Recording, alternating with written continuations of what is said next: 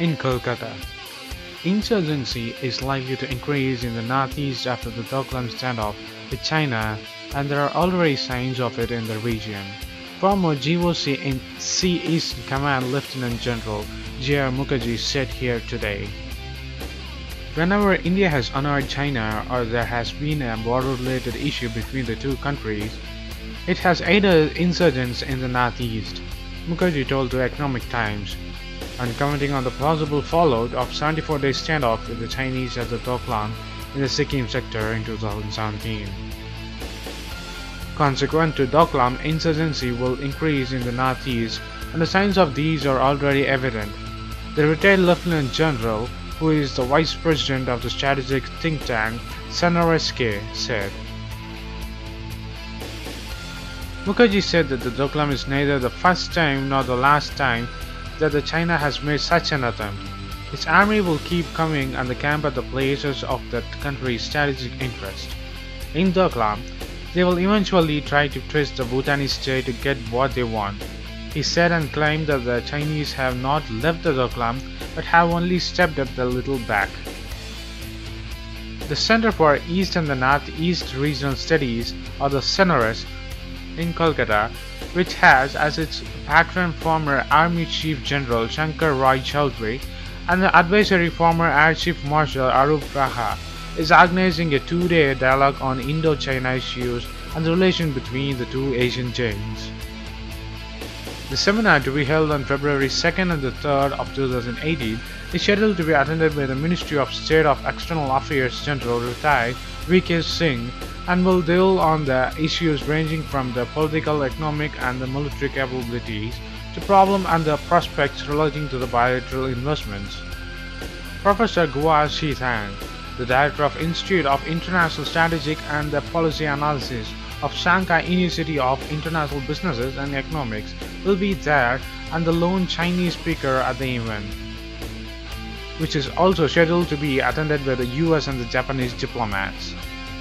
So what do you think of China getting ready again in the Doklam standoff, which may trigger a battle between India and China?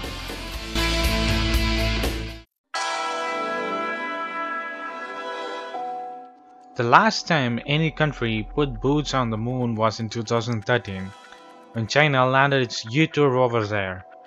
Before that, you have to look back to 1970s to find anything built by Earthlings that camped out of the surface of the moon. ISRO, the Indian Space Research Organization, is getting ready to land its very first lunar rover by the end of March 2018 as part of its Chandrayaan-2 mission. This is not ISRO's first journey towards moon or to the interstellar space, but it is Indian government's most ambitious moon exploration projects to the date. Chandrayaan-1 blasted off from Sriharikota island off the coast of east of India in 2008 at an estimated cost of $83 million. The ISRO's 5-foot cube made into lunar orbit and detected some magmatic water on the moon crater. Then on November 14, 2008, the probe crashed into the moon and got lost in the lunar orbit before NASA found the spacecraft again in 2016. This will be ISRO's first attempt to get into more delicate and precious up-close look at the lunar surface. Indian Space Research Team is preparing 3 unmanned vehicles for the trip: an orbit craft that will hover above the moon's surface, plus a rover and a lander that will safely plop the rover onto the moon. If all goes well, this mission on the moon will be completed in 14 Earth days. That's just enough for the moon to make one full orbit on our planet Earth. The Chandrayaan-2 mission is just one of the projects that the ISRO is hoping to launch in the next several years. They are also working on the project called Aditya that will study the Sun, and a 5-year satellite called ExoPOSat that they want to use to learn more about the cosmic radiations. So what do you think of India's ambitious projects now against Moon? Will this be a success one and will be a proud moment for India as of Mangalyaan, which was sent to Mars in 2013?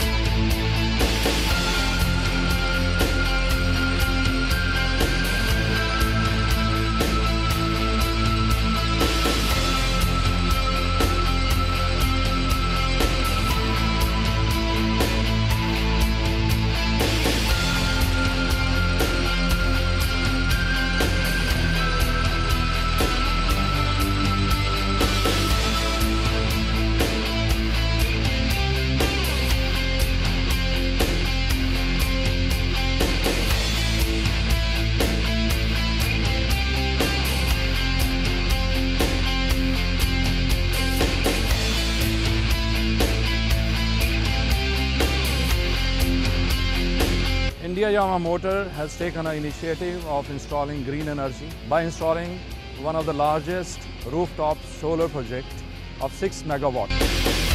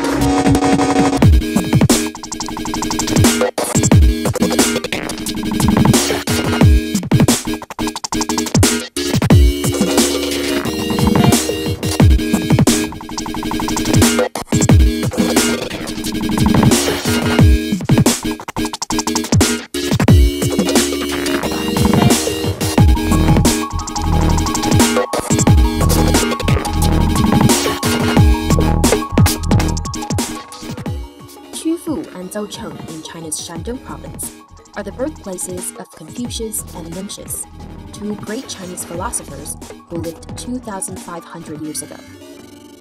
The temple, family mansion, and cemetery of Confucius in Qufu are on UNESCO's World Heritage List. Mencius' family mansion, temple, and cemetery in Zhoucheng are major national historical and cultural sites. From 2011 to mid-2017, the World Bank supported China in a project that improved cultural heritage conservation efforts and tourism development in the two historic cities. Ancient halls, gateways, and pavilions were rehabilitated using traditional methods and materials. Beams and columns were repaired, broken roof tiles replaced, traditional pavements revamped, and stone tablets made at different times cleaned and patched, all following the principle of repairing old as old. Thousands of ancient trees were carefully examined. A tailored conservation plan was developed for each of them. An archaeological park was established in Qufu to protect the ruins of the state of Lu, which dates back to the 11th century BC. Historic city regeneration and infrastructure upgrading have benefited local communities, increasing their quality of life. Old streets were renovated with new pavements and streetlights. Electric wires and water pipelines went underground. Water from the Sishui River was diverted to restore Qufu's water system. The ancient city moat, now filled with clean water and flanked by lush willow trees, has taken on a new charm. The once filthy, foul-smelling Innu River in Doucheng was dredged and cleaned up. Riverbanks were reinforced and planted with trees, making it a waterfront park. Small businesses are flourishing, generating more jobs and better incomes for local residents. Improvements in tourist information and services, including new electronic tour guide systems, multilingual signage, tour maps, and other tourist facilities, has led to further growth of the tourism sector. Now, every year, over 5 million visitors from China and around the world come to Qufu and Doucheng to pay their respects to the ancient sages, see their homes and temples, and learn about their philosophies, contributing to the spread of Confucianism. Post your comments below, and if you like this video, please give a thumbs up and follow us on social networks and subscribe to our channel. And thanks for watching. This is WC Daily. Think big, think different. Bye.